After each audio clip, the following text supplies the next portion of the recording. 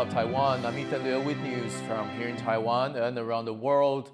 A deadly blast has killed at least 4 people in the central city of Taichung and left nearly 30 people injured. Our reporter Cindy Chi has the story. This is the moment an explosion ripped through a Taichung department store on Thursday morning. The blast devastated 2 floors, claiming several lives and injuring dozens of people. In response, over 100 firefighters and 2 search and rescue dogs were dispatched to locate and help survivors. Taichung Mayor Lu Xiaoyan also rushed to the scene. She says she felt the shaking from the blast from her nearby office. 不过根据刚才消防弟兄、消防局以及现场的这些受伤的民众的描述，那应该是在他的11、12楼层美食街在改装的过程中发生了爆炸。那为什么会发生爆炸啊？那可能我们都还会来进行调查。不过最重要，现在就是有关于伤亡者的善后照顾跟处理。 While the cause of the blast hasn't been confirmed, a gas explosion is believed to be the source. And this is not the first time this department store has suffered a blast. 25 years ago, a gas stove ignited insecticide being sprayed inside. Authorities have launched a full investigation to determine the exact cause of the explosion. Scott Huang and Sandy Chi for TaiwanPlus. District prosecutors have charged former Deputy Minister of the Mainland Affairs Council Zhang Xianyao under Taiwan's Anti-Infiltration Act, saying he meddled in Taiwan's 2024 presidential election on behalf of China. Cadence Karanta reports. District prosecutors are accusing former Deputy Minister of the Mainland Affairs Council Zhang Xianyao of working on behalf of the Chinese government to interfere in last year's presidential election. Prosecutors allege that he tried to boost momentum for Terry Guo's presidential campaign on instruction from China. Guo is the founder and former chairman of Taiwanese company Foxconn, one of the world's largest electronics manufacturers, and ran for president as an independent in the lead up to last year's presidential election. He ultimately withdrew from the race after he failed to broker a deal to unite the 2 opposition parties, the TPP and KMT. Guo has been known to have close personal and business ties to China. Many of Foxconn's factories are in China, and President Xi Jinping has addressed him as an old friend. They allege Zhang published fake polls that found Guo and Ke could beat Ho in the election, and say his actions broke Taiwan's anti-infiltration law, among others. When asked if they had any comment, the Mainland Affairs Council said this. 他这个案子，据我们所知道，是因为他在查这个原来的3联集团徐少东的案子的时候，然后也查到这个张显耀。好，那但是因为这个案子已经进入司法哈，所以我们没有更多的讯息可以提供大家。Zhang has denied the allegations, but it's not the first time he's been accused of working with China. In 2014, he was accused of leaking secrets to China while working at the Mainland Affairs Council, but prosecutors later closed the case, saying there was not enough evidence to indict him. The case comes as Taiwanese officials have been accused of spying for China, and as Taiwan has accused China of meddling in its 2024 presidential election, and more broadly, launching disinformation campaigns within Taiwan. Justin Wu and Cadence Karanta for TaiwanPlus. U.S. President Donald Trump says Russian leader Vladimir Putin has agreed to begin negotiations to end the almost 3-year-long war in Ukraine. Rosie Gueninger reports. A years-long silence between the Oval Office and the Kremlin, broken in an effort for peace in Ukraine. In a 90-minute phone call, US President Donald Trump spoke with his Russian counterpart Vladimir Putin. Trump says Putin agreed to begin negotiations to bring the war in Ukraine to an end after almost 3 years of fighting. We had a very good talk with, people didn't really know what President Putin's thoughts were, but I think I can say with great confidence he wants to see it ended also. That's good. And we're going to work toward getting it ended and as fast as possible. Trump says negotiations to find a lasting peace will begin immediately, and a temporary ceasefire could be the first step towards achieving that goal. The leaders also agreed to meet in person, extending invitations to the respective countries, but they're expected to first meet in Saudi Arabia. Shortly after talking to Putin, Trump also spoke with Ukrainian President Volodymyr Zelensky. Обговорили багато нюансів дипломатичних, військових, економічних, і президент Трамп поінформував мене про те, що йому сказав Путін. Віримо, що сили Америки достатньо, щоб разом з нами, разом з усіма партнерами дотиснути Росію і Путіна до миру. But there have been concerns any deal brokered by Trump could force Ukraine to make significant concessions, including surrendering territory and abandoning ambitions of joining the NATO military alliance. Those fears all but confirmed by the US Defense Secretary at a meeting of Ukraine's allies at the NATO headquarters in Brussels. We must start by recognizing that returning to Ukraine's pre-2014 borders is an unrealistic objective. Hegseth went on to say the US believes NATO membership is unlikely, but that any durable peace agreement must include security measures to prevent the conflict reigniting. While Ukraine is yet to address these outcomes, European allies have called for negotiations to involve them and Ukraine, vowing to enhance their support for Kiev until a lasting peace is reached. Ukrainians in New York voiced their concerns as well. We want to make sure that the internationally recognized borders of Ukraine are respected. We want to make sure that the interests of the free democratic world are also maintained. But as battle rages on between Ukraine and Russia, in what has become Europe's bloodiest conflict since World War II, Trump's diplomatic push is the biggest effort to secure peace since the fighting started. James Lin and Rosie Greninger for TaiwanPlus. Australia's Defence Force is monitoring a Chinese Navy task group that's been operating near the country's northeast for several days. 3 ships, a Navy frigate, cruiser, and replenishment vessel entered the Coral Sea in Australia's exclusive economic zone, days after passing through the Torres Strait.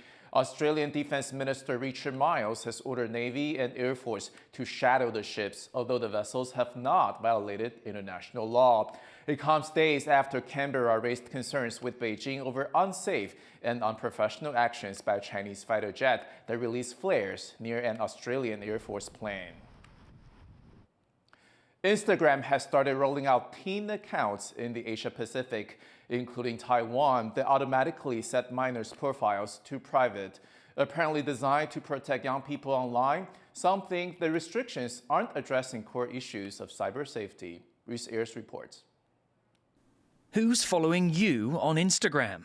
Set to public, your profile can be seen by anyone who comes across it, be they friends or fakers. If that's a concern, you can choose to change the privacy settings on your account.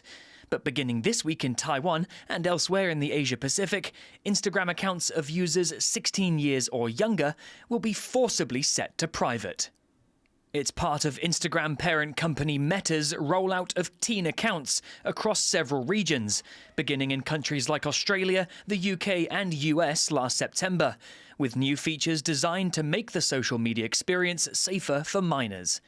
Some of those features include allowing parents to restrict their children from viewing sensitive content, using the app for too long, and sending messages to strangers.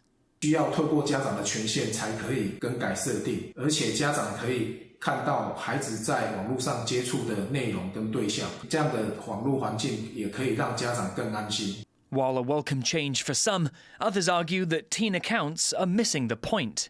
我自己的话会最常使用的是 IG。 Yang Ziying from the Taiwan Youth Association for Democracy thinks that simply restricting young people's use of social networks will deprive them of important social spaces online and restrict their ability to express themselves. 像是最近有在讨论说禁止手机进入校园，就是这些会议可能没有邀请学生代表，这样不免就会让学生会觉得说，好像你们没有在乎我们真实的感受是什么。 And others have stressed the importance of teaching internet literacy in a world where young people will inevitably be online much of the time. 政府或者是教育单位应该还是要去积极的去提供少相关的一个媒体素养的提升，才能够让他们知道怎么样去在网络上面选择适切的一个内容。 As young people across the Asia-Pacific begin logging into their newly restricted Instagram accounts, for now, it will be up to their parents or guardians to decide how much access to hand back to them, as families, governments and big tech continue to debate who should be responsible for protecting children online. Howard Jung and Rhys Ayres for TaiwanPlus. A historic movie theater known for helping launch the career of famed director An Lee is set to close after years of financial losses. But the theater's owner isn't giving up on reopening someday. John Van Tres reports. For 75 years, if you wanted to see a movie for cheap in the city of Tainan, this is where you would come. The family-owned Chuanmei Theater has outlasted much of its competition, weathering the rise of VHS, DVDs, and streaming, as well as the punishing years of COVID. And though it never shows the newest releases, you can still see an old-school double feature for less than $5. It's become a sort of local institution, a landmark, and a place of memories. It's even known for inspiring one regular patron, the famed director Ang Lee, to go into filmmaking. But it's been losing $30,000 a year for some time. And now the financial crunch is catching up with it. It's set to close March 2nd. But that may not be the end for Chuanmei. The owner says he'll find a way to get back into business with new partnerships and a new strategy. 比如说我们有做过独立乐团，几乎都是成功的哦。上次也有人说过那个脱口秀，像我这几年有时候去内湾啊、红楼啊，看一些老戏院怎么转型的例子了哈。他们也是把影像放在戏院的一环，结合餐饮，结合一些文创，当然戏院有无限的可能啊。其实戏院就是一个想象的空间嘛，哈。But when this comeback might happen is uncertain. And for now, locals passing by say they feel a mix of sadness and nostalgia. 是有点可惜，但如果说是可以让现阶段说可以发展到更好的话，但是乐观其成。细汉的时阵，拢会来这看电影，一家当看2出啊，偌好的，买一张票看2出，所以阮今仔就特别来。For now, the theater celebrates its 75th year in operation, with at least a few more weeks of bringing the joys of film to the people of Tainan. Ethan Chen and John Van Trieste for TaiwanPlus. Two temples from the southern city of Tainan are bringing a taste of Taiwan to Indonesia, joining in local celebrations to mark the Lantern Festival. John Van Trieste is back with the story. In the Indonesian city of Bogor, not far from Jakarta, people are celebrating in the streets as the Lantern Festival arrives. It's a day also celebrated in Taiwan. And to mark this year's event, two temples from Taiwan's south have sent contingents here to give the party a Taiwanese flair. They've brought their temple deities with them, and they're excited to introduce their beliefs to local Indonesians. 促成宗教友谊的这个互访，甚至能够达到那个两方友谊城市的那个互相交流。 And there are other aspects of Taiwanese temple culture on display, including face-painted dancers performing in formation, a style of religious performance called jiajiang. 在我们这个西南岸的这个石家将的这个台湾庙宇的这个家将文化，来宣扬我们两个方面的这个友谊这样子。 Local reception has been warm, both among Chinese Indonesians who already share many of these beliefs, and local Muslims who may be experiencing this culture for the first time. Disambut dengan baik. Masyarakat Bogor sangat senang sekali atas kedatangannya rombongan dari Taiwan. And this is not the terminal stop on the temple's visit to Indonesia.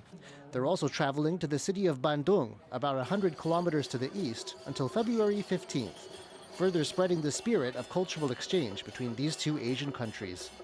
Hank Xu and John Van Trieste for TaiwanPlus. Thank you for watching What's Up Taiwan. You can visit the TaiwanPlus website and follow our social media for more stories from Taiwan and around the world. Finally, join us in southern Taiwan for the Yanshui Beehive Fireworks Festival, known as one of the most dangerous celebrations in the world. I'm Ethan Liu. Take care, and I'll see you next time.